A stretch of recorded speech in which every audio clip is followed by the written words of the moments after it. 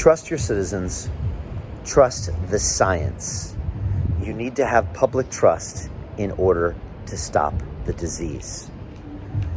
Those are the words of Anders Tegnell, quoted in this week's New Statesman. And he is the epidemiologist of Sweden, who is currently not experiencing the second wave that we are told we are experiencing here in the UK. And Sweden has a lower per capita death rate than in the UK. And that's because they fundamentally trusted their citizens with their choices of what to do by giving them the exact information on what was happening. They treated them like adults, not like toddlers, by instructing them where they can go and what they can stick on their faces.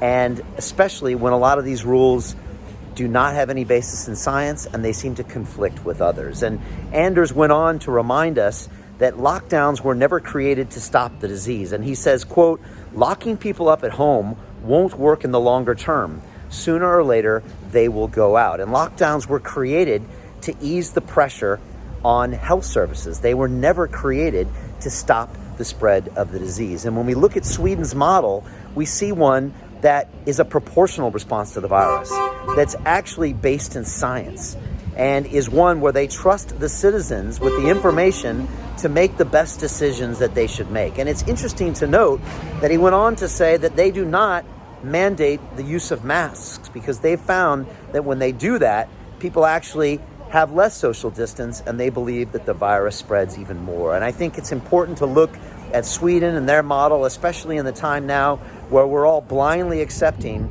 this new triple tier lockdown that's happening throughout Britain, with our friends up in the north being on tier 3 lockdowns, gyms being closed down even though there's no evidence of transmission, London under tier 2 lockdown where no one understands the rules. Can I meet my friend in the park? Can I meet my friend in the pub? Can I meet my friend at work? Can I meet my friend at school?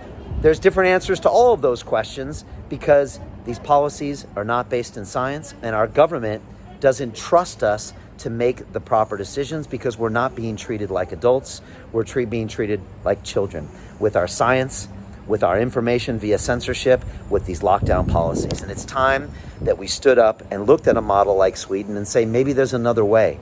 Maybe locking people up is not the way to do it, because sooner or later they're going to go out, and sooner or later the virus will propagate, and we have to start thinking intelligently about it and empower and trust our citizens. And that's why I'm in favor of, first of all, strong leadership to give us these facts and to trust the citizens of this great country. They're very intelligent, the people in Britain and the people in London. Give them the facts, tell them the ramifications of their choices, and let them make these decisions. I've spoken with grandparents, some of who have said, I'm going to stay away from the grandkids because I'm worried. Some have said, I want to see my grandkids because I only have years left on this earth. Guess what?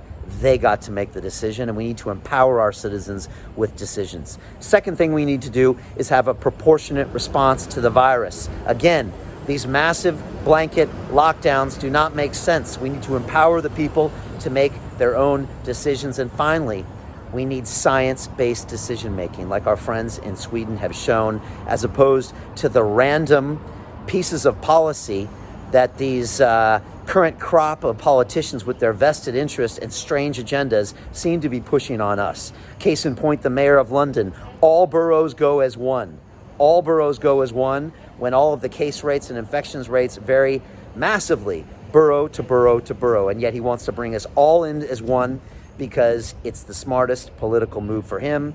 Whereas next year, there will be another bailout requested from the government to bail out this great city that should be the economic hub of this country, producing 25% of GDP and 50% of tax rates. And instead, he would be going cap in hand to the government, asking for yet another bailout on top of the $1 billion for the tube recently, on top of the $5 billion for the transport network recently, on top of the $20 billion he's going to ask for affordable housing. I say no more. I say we need leadership. We need new policies. We have to get London back to work. We have to follow the science. We have to put education first and health first. And all of my policies are laid out on my website, brianformayor.london. And with your help, together, we can put some sense back in this process. We can empower you as a citizen to make your choices based on the information we give you about your life. Sounds like a free society. Remember those? Remember those? We're still in one. We're still in one. This is a great country built on democracy. Let's start showing it with our leadership. Let me know your thoughts. Leave your comments below. Share this video if it resonated with you. But together, we can make a difference. And that's why I'm running. And that's why in May, I'm fully prepared to take your ideas into City Hall and start serving this city, serving the 9 million people that live here in your interests and putting policies to empower you and not in the interests of a few people up at the top. Those are my ideas. Tell me what you think below. We will get through this together. Let's take London in a new direction. Thank you very much.